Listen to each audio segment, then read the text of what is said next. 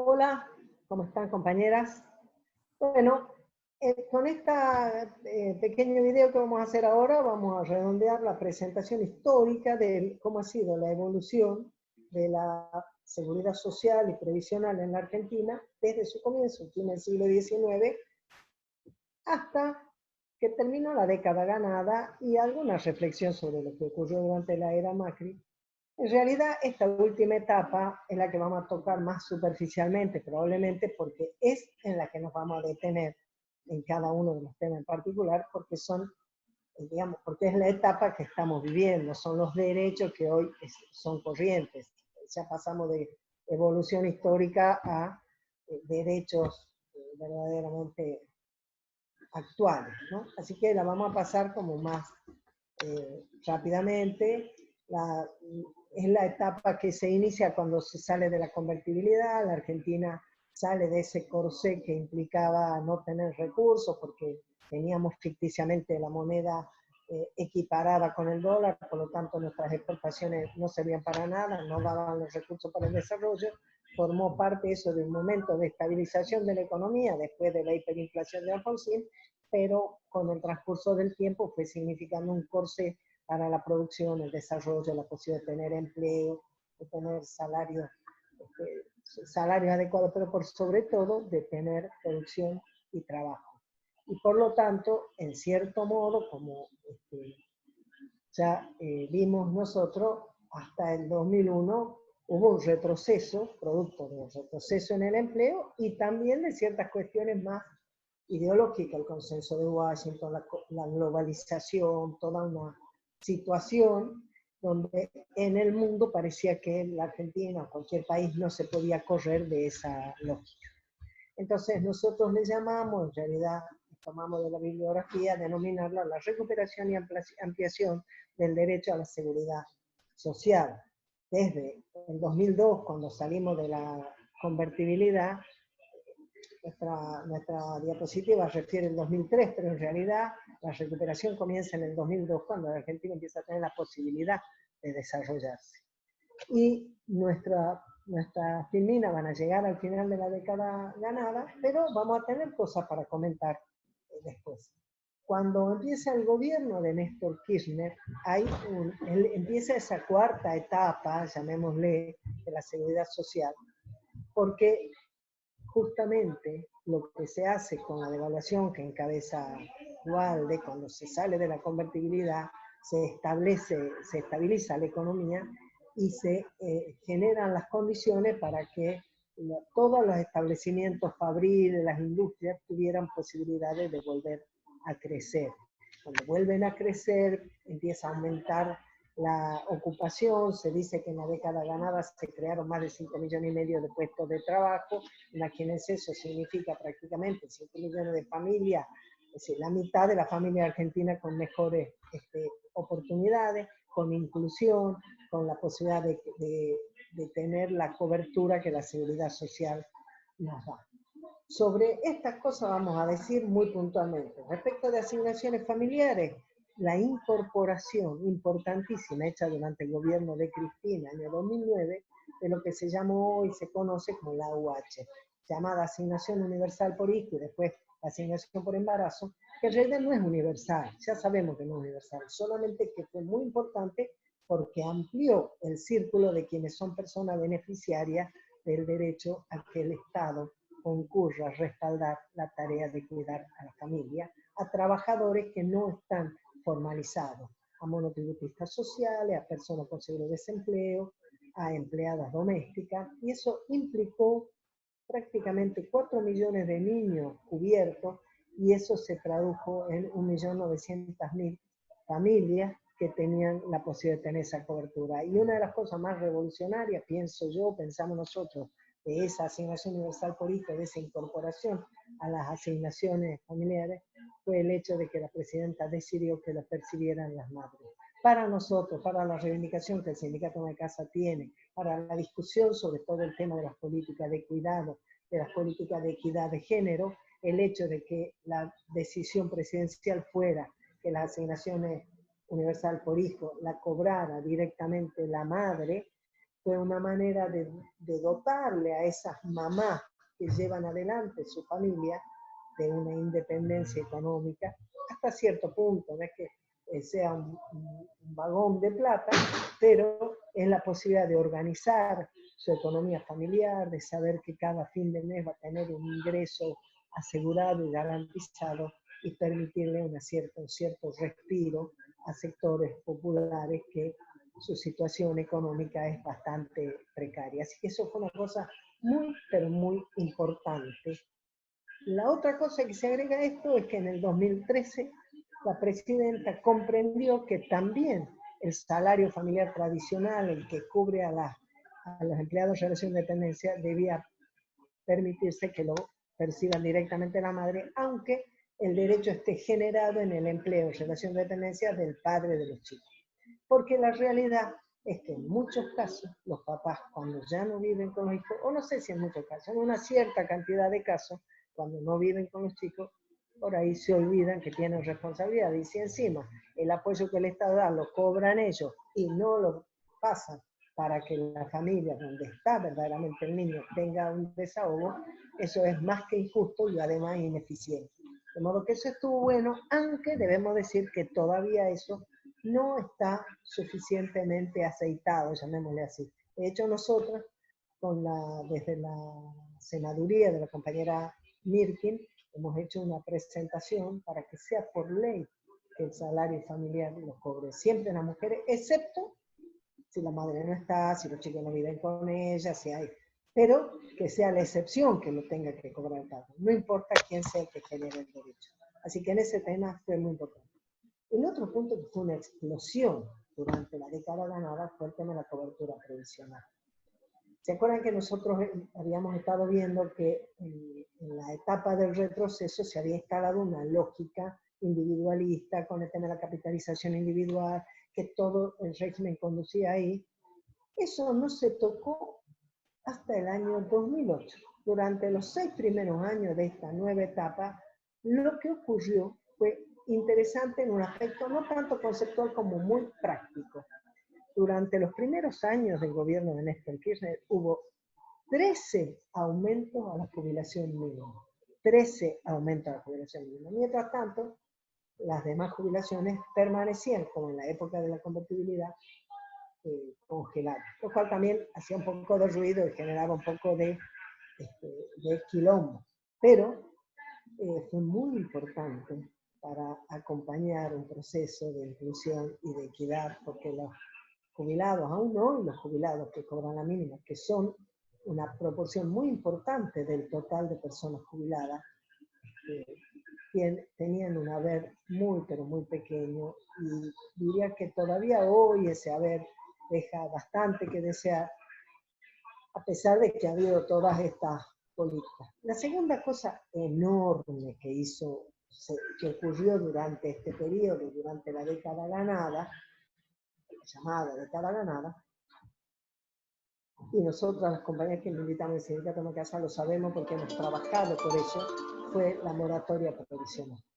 La moratoria provisional fue una decisión del presidente Kirchner durante el año 2005, 2006, 2007, para que las personas que no habían accedido al derecho a la jubilación, porque no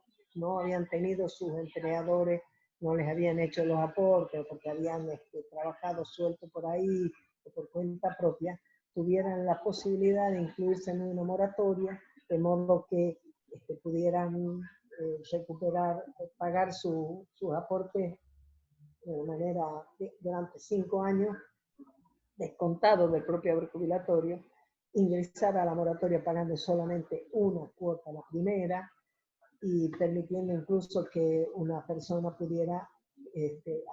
ingresar a la moratoria como pensionada de un trabajador fallecido. Fue muy, muy democratizador, y desde ya tuvo una mirada, o más que una mirada, un resultado que muestra la inequidad que en esta materia hay entre mujeres y varones. Porque al abrirse esta puerta y esta posibilidad, más del 80% de las personas que se lograron jubilar a través de la moratoria fueron mujeres. Porque nosotros somos las grandes excluidas del sistema previsional, porque como ama de casa no tenemos aporte, porque somos empleadas domésticas, todavía la proporción de empleadas domésticas no registrada es mucho más alta que el promedio de los trabajos, porque somos más en la economía informal, en la que no entra dentro de eso. Por eso fue también muy importante otro aspecto que apareció en esta década, que fue el monotributo social, que fue la posibilidad de que se considerara a trabajadores que son independientes, llamémosle, o emprendedores, o cuentapropistas, pero de bajos ingresos, de bajo volumen económico de sus transacciones, pudieran incorporarse a la formalidad a través de un monto especial muy promovido del monotributo, y cuando llegue el momento ya veremos los detalles, pero todos ustedes seguramente conocen de esto. De hecho, una parte de ese monotributo social fue bancado directamente por el Ministerio de Desarrollo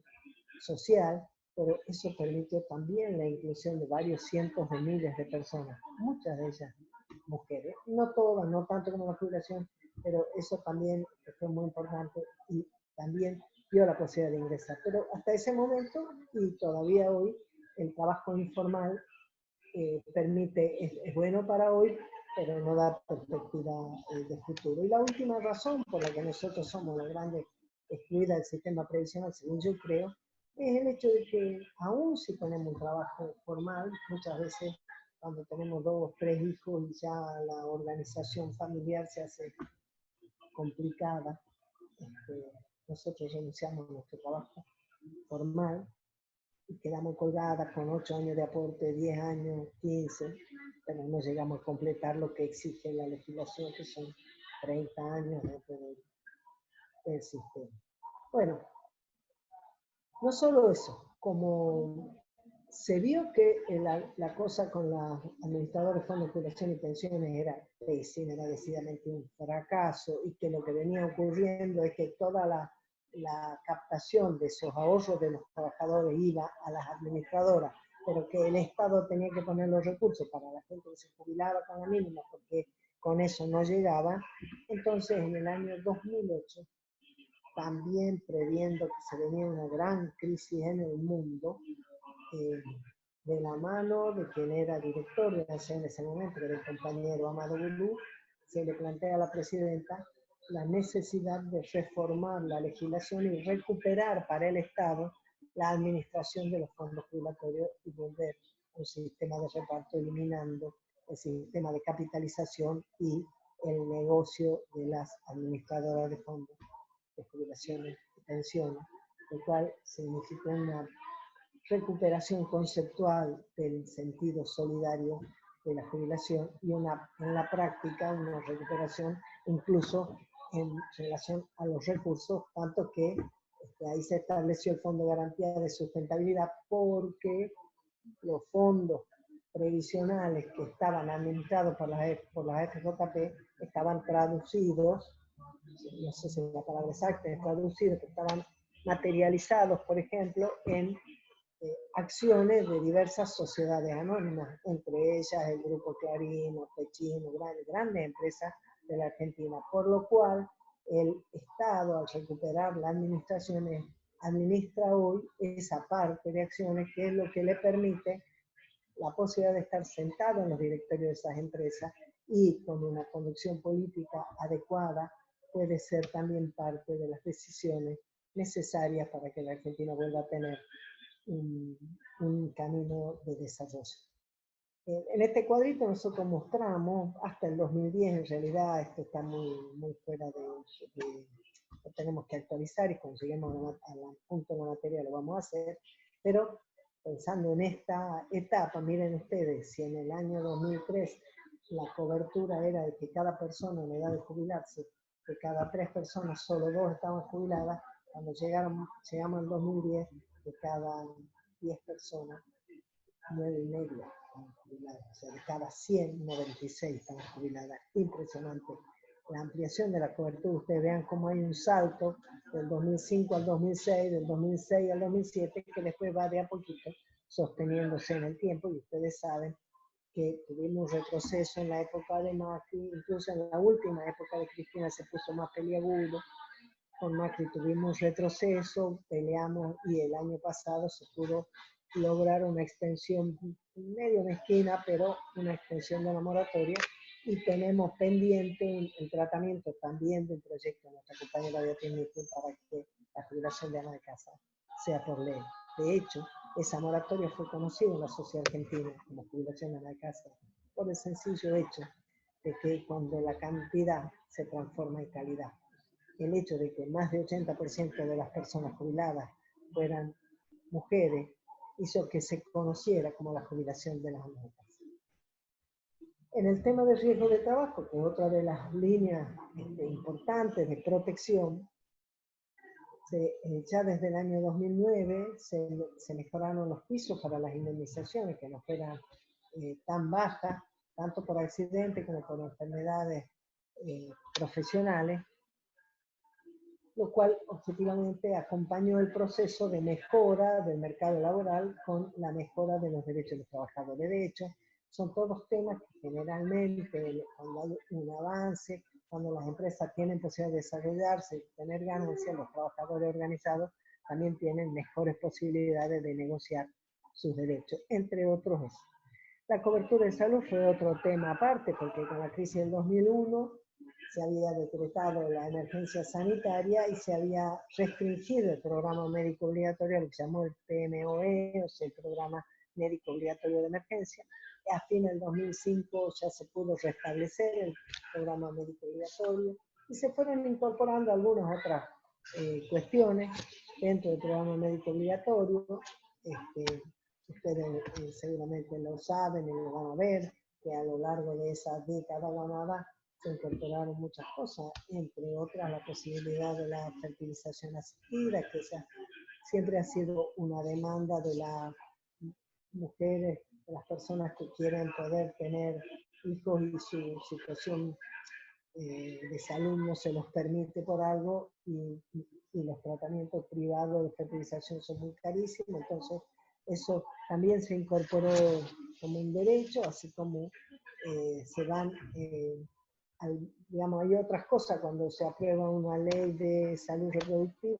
también se incorporan de una manera gratuita los servicios de salud que están aparejados con eso, y una cantidad de elementos del mismo tipo. Además de cosas de mucho sentido social, como fue el plan Nacer, para que se diera cobertura gratuita a todas las mujeres embarazadas y los niños hasta los 6 años de edad.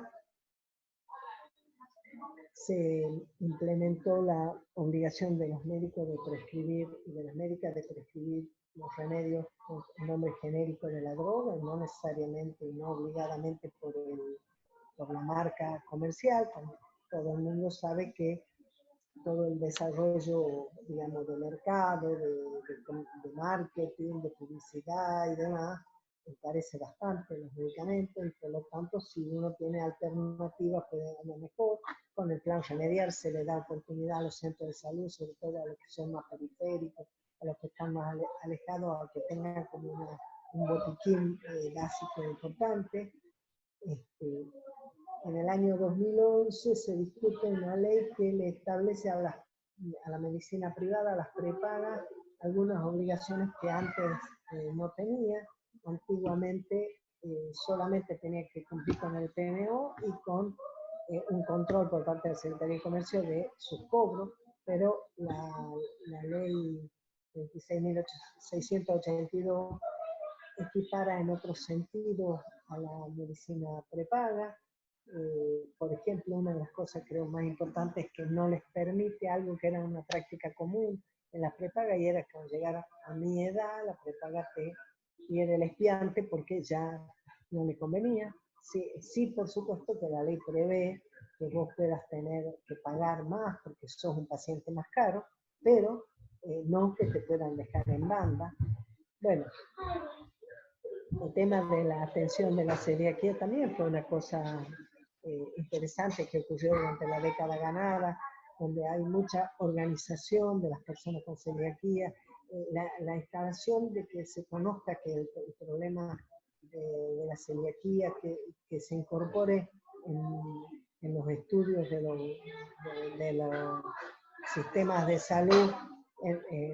fue una cosa muy, ¿cómo te puedo decir? Fue revolucionaria respecto al diagnóstico porque no estaba incorporado como algo que se midiera y sin embargo ustedes habrán visto cómo han proliferado las ofertas, la obligación de incorporar que se identifiquen los alimentos que son libres de gluten, porque la celiaquía es algo que si vos seguís, es como si vos te envenenaras cada vez que consumís un producto que no es apto para vos, y si vos no tenés más pálida idea que es eso lo que te está haciendo daño, podés llegar a situaciones terminales. El hecho de que el programa de monotributo social te dé cobertura de salud también fue una ampliación y democratización de nuestro sistema de seguridad social. Y algo que me olvidé hace un rato es que en el tema previsional se incorporó la movilidad jubilatoria, que también es todo un tema de que cómo se calcula y todo eso, pero el hecho mismo de correrse de aquella lógica, que también tenía su razonabilidad cuando la economía estaba estabilizada en la equiparación con el dólar, ahora es necesario repensarlo y se pudo volver a incorporar la posibilidad de ir actualizando y se hizo a través de una ley que le dio movilidad y que está hoy vigente con distintas modalidades y discusiones respecto de qué es lo que conviene. Por supuesto, nosotros nos preguntamos, ¿y cómo sigue esto? ¿Cómo siguió todo esto? Bueno, nos preguntábamos, ¿cómo sigue esto cuando lo que tenemos era un gobierno elegido a partir del año 2015 que vino a revertir toda la lógica y a tratar de recuperar esa lógica individualista, supuestamente meritocrática, o sea, supuestamente que vos podés tener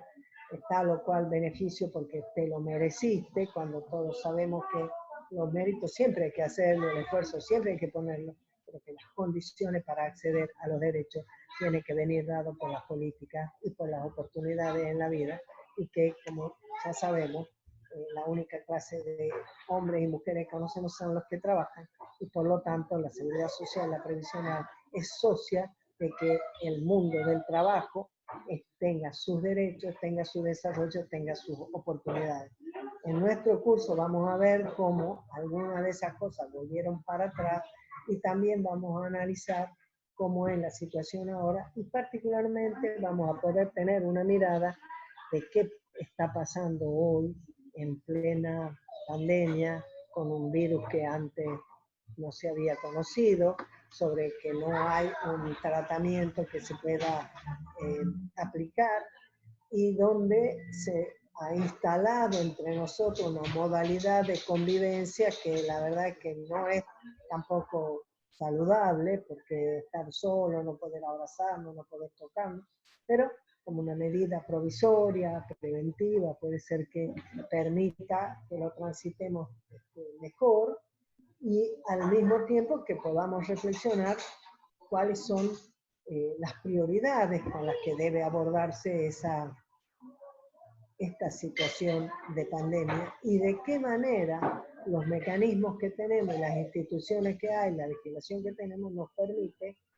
con la razonabilidad de la situación general, que las trabajadoras y los trabajadores no perdamos nuestros derechos y nuestras oportunidades. Y particularmente creo que nos da una enorme oportunidad para reflexionar sobre aquello que ha dado lugar a que nosotros estemos hoy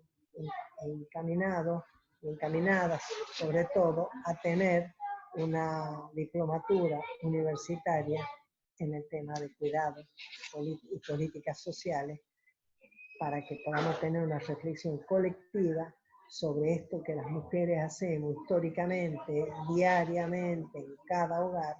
y que hoy el resto de la familia también está compartiendo y está probablemente empezando a mirar por primera vez en su vida de qué se trata esta cosa del trabajo doméstico, de la atención de las personas mayores, del cuidado de los niños, del cuidado de la salud, de la prevención, y que por lo tanto